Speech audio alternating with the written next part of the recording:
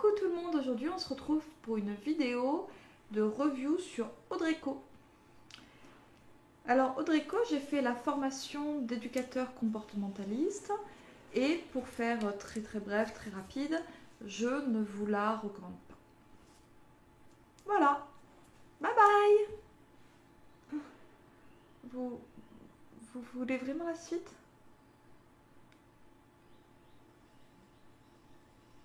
Bon, si vous insistez.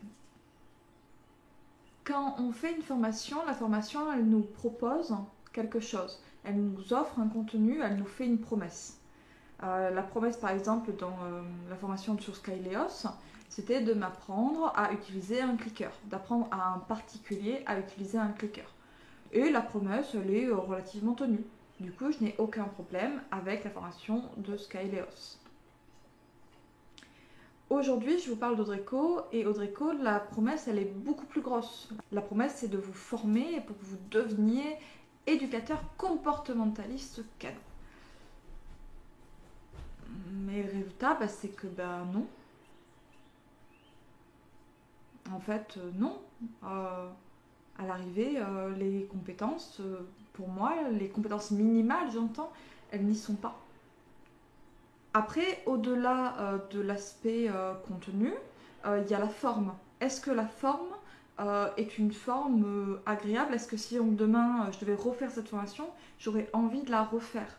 Et malheureusement, la réponse c'est non, absolument pas. On nous vend du PowerPoint avec une voix off en dessous. C'est déjà pas fameux, mais en réalité, tout aspect vidéo finit par disparaître et on se retrouve avec uniquement de la voix. La forme ne sert pas le contenu et le contenu non plus. Il ne s'auto-sert pas. L'un des problèmes que j'ai avec cette formation, c'est que le niveau, c'est pas ce que je vais appeler la neutralité. C'est pas, il n'y a rien dedans. Non, il y a des choses dedans. Simplement, il y a beaucoup de choses très discutables. Pour moi, l'un des plus gros problèmes dans cette formation, c'est qu'en plus d'un manque d'informations et de mauvaises informations, ces mauvaises informations, elles avaient des arguments. Et je trouve ça cool qu'il y ait des arguments. Ça permet de réfléchir, d'essayer de se confronter à l'idée, tout et tout. Et s'il y avait des bons arguments, j'aurais été, mais alors, ravie, vraiment. J'aurais appris plein de choses, ça aurait été exceptionnel. Le problème, c'est qu'il y avait des mauvais arguments. Pour illustrer ça, je vais essayer de vous en donner un. La formation en question, c'est une formation par correspondance. Les formations par correspondance, elles doivent répondre à une problématique, qui est comment on gère l'aspect pratique, tout simplement. On peut donner la théorie, comment on fait pour la pratique. Les formations par correspondance, dans leur ensemble, elles trouvent plein de stratégies différentes. Il y en a qui disent on s'en fout de la pratique, tout simplement.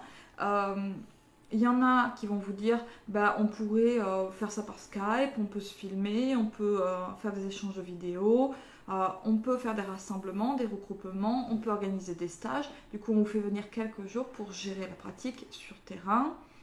On peut avoir plein de stratégies différentes qui se mettent en place.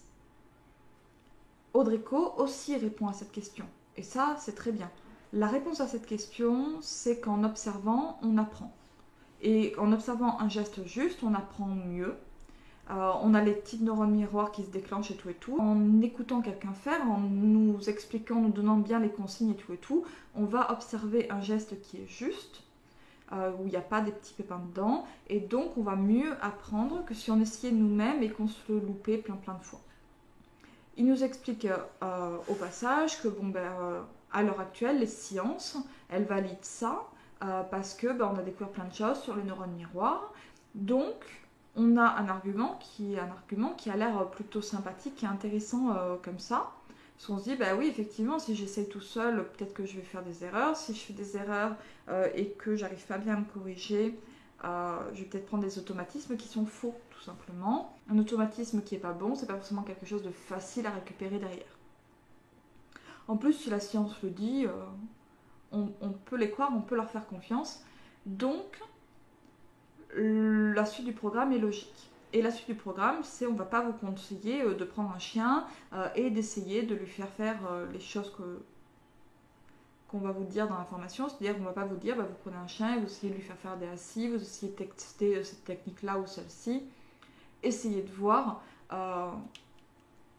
faites-vous de l'expérience tout simplement. À aucun moment on m'a dit, il faut que tu aies un chien, il faut que tu essayes avec un chien. Et ça me paraît assez fou en fait, parce que essayer avec un chien, c'est un peu la base. Mais ils l'ont argumenté au début. Bah oui, si j'essaye, je vais peut-être faire des mauvais trucs, eux ils me l'expliquent et c'est bon. Sauf que, en fait, non. Ça marche pas comme ça la vie.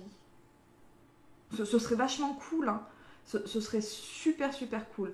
Mais ça marche pas comme ça la vie. Il y a un moment où il faut s'entraîner.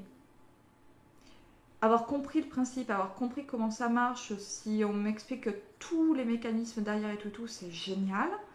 Néanmoins, il faut que je m'entraîne.